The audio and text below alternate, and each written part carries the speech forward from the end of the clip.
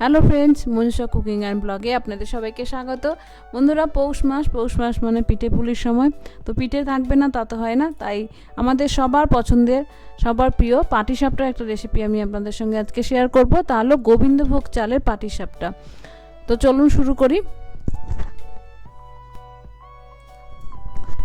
প্রথম আমি এই ব্যাটারটা করে নেব। তার জন্য এরকম একটা ছোট বাটিতে মাপ মতো নিয়ে নিচ্ছি 1.5 বাটি চালের গুঁড়ো। আপনারা যে কোনো বাটিতে বা মেজারমেন্টে কাপে যেভাবে হোক নিতে পারেন। আমি এরকমটা ছোট বাটিতে নিয়ে নিচ্ছি।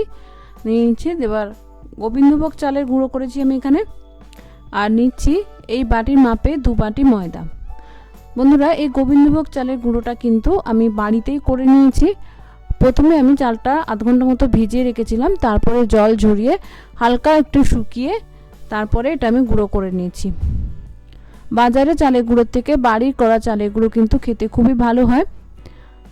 এবার দিয়ে দিচ্ছি ওই বাটির মাপেই 1 বাটি পাউডার সুগার। আপনারা চাইলে এমনি সুগারও দিতে পারেন, তবে সুগারে অনেক বড় বড় দানা হয় বলে আমি একটু গুঁড়ো করে নিয়েছি যাতে সহজে মিশে যায়।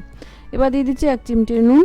নুনটা কিন্তু বন্ধুরা নোনতা করার জন্য নয়, জাস্ট নুন এই জন্য দেওয়া হয় যাতে চিনি আর দুধ দেবো আমি, তার একটা ব্যালেন্স যাতে ঠিকঠাক হয় তার জন্য। এবার আমি দিয়ে দিচ্ছি দুধ। আমি এই ব্যাটারটা দুধ দিয়ে তৈরি করব। আপনারা চাইলে জল দিয়ে করতে পারেন, তবে দুধ দিয়ে করলে টেস্ট ভালো হয়। আর যদি জল দিয়ে করেন, দুধ না থাকে, তাহলে একটু পাউডার মিল্ক দিয়ে দিতে পারেন, বা যদি খোয়া ক্ষীর থাকে দিয়ে দিতে পারেন, তাহলে টেস্ট ভালো হবে। ওই যে বলে না, যেমন গুড় তেমনি মিষ্টি। তো আপনারা যেরকম টেস্টি করতে চাইবেন সেরকম কিন্তু জিনিস দিতে হবে। দেখুন, দুধ দিয়ে আমি একটা স্মুথ ব্যাটার এরকমভাবে তৈরি করে নিয়েছি।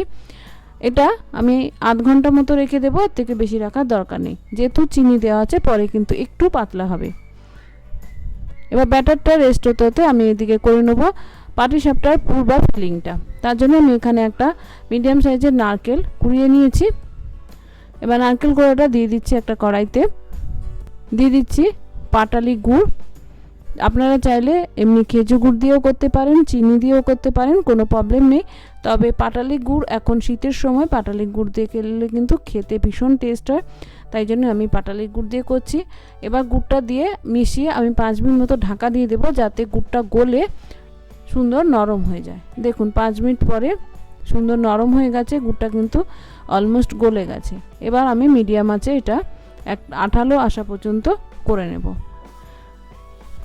দেখুন বন্ধুরা, আঠালো হয়ে গেছে, কড়াই থেকে কিন্তু ছেড়ে ছেড়ে আসছে, অথচ খুব মিষ্টি কিন্তু হয়নি। যেরকম আমরা নাড়ু পাকাই সেরকম পাক দেওয়ার কিন্তু কোনো দরকার নেই। এরকম আঠালো হয়ে একটু কড়াই থেকে ছেড়ে ছেড়ে এলে আমি নামিয়ে নেব এটা। আমি এখানে কিন্তু কোনো রকম বড় এলাচ বা ছোট এলাচ দিইনি, কারণ যাতে গোবিন্দভোগ চাল আর গুড়ের সুন্দর গন্ধটা বজায় থাকে, তার জন্য আপনারা চাইলে একটু ছোট এলাচ বা বড় এলাচের গুঁড়ো দিয়ে দিতে পারেন। দেখুন এদিকে ব্যাটারটাও রেডি। আগের তুলনায় কিন্তু ব্যাটারটা হালকা একটু পাতলা হয়েছে। কীরকম বুঝবেন, যে এরকম হাতা নিয়ে যখন দেখবেন যে হাতা পড়ে যাওয়ার পরে হাতা একটু একটু লেগে থাকছে, তার মানে ব্যাটারটা একদম পারফেক্ট। এর থেকে ঘনও করবেন না, আবার পাতলা করলে কিন্তু ঠিক মতো প্যান থেকে নাও উঠতে পারে। এবার একটা নিয়েছি, একটা ননস্টিকের প্যান। এবার এখানে একটু অয়েল ব্রাশ করে নিচ্ছি। পাটিসাপটা খুব বেশি অয়েল কিন্তু লাগে না, কিন্তু প্রথমে পাটিসাপটা অনেকে উঠতে অসুবিধে হয়, তুলতে অনেকে ভেঙে যায় বলে, তাই একটু যদি এভাবে অয়েল ব্রাশ করে নেন তাহলে কিন্তু ইজিলি চাটু থেকে উঠে আসবে। এবার অয়েল ব্রাশ করার পর আমি যে ব্যাটারটা তৈরি করেছিলাম সেইটাই এরকম একটা গোল হাতা দিয়ে এভাবে আমি ফ্রাইং প্যানে ছড়িয়ে দিচ্ছি। আপনারা চাইলে একটা ছোট গোল বাটিও নিয়ে নিতে পারেন যদি এরকম হাতা না থাকে। তবে এটা কিন্তু ধোসার মতো অত কিন্তু পাতলা হয় না বন্ধুরা, এরকম একটু মোটা কিন্তু থাকবে। এবার সামান্য একটু তেল দিয়ে দিলাম চারপাশে, সাদা তেল, যাতে ইজিলি এটা তাওয়া থেকে উঠে আসে। আপনারা যদি এমনি ওঠাতে পারেন তাহলে না দিলেও কিন্তু চলবে। এবার যে পুরটা রেডি করে রেখেছিলাম সেটা এবার উপর দিয়ে দিচ্ছি। এবার দেখুন খুন্তিও লাগে না, হাত দিয়ে কি সুন্দর উঠে যায়, যেহেতু এটা ননস্টিকের প্যান আর একটু তেল দেওয়া আছে, তাই কিন্তু ইজিলি উঠে যায়। তাই বন্ধুরা, আপনাদের যাদের প্যানে আটকে যায় তারা আমি যেভাবে বলেছি সেভাবে যদি ফলো করেন তাহলে কিন্তু ইজিলি উঠে যাবে। তো এইভাবে আমি সব কটা পাটিসাপটা করে নেব। বন্ধুরা, আমি একটু লাল করেছি কারণ আমার বাড়ির লোক অত সাদা ফ্যাটফ্যাটে পছন্দ করে না। আপনারা যদি সাদা রাখতে চান তাহলে একটু আগে তুলে নেবেন। তো বন্ধুরা দেখুন, রেডি আমার পাটালি গুড় দিয়ে গোবিন্দভোগ চালের পাটিসাপটা।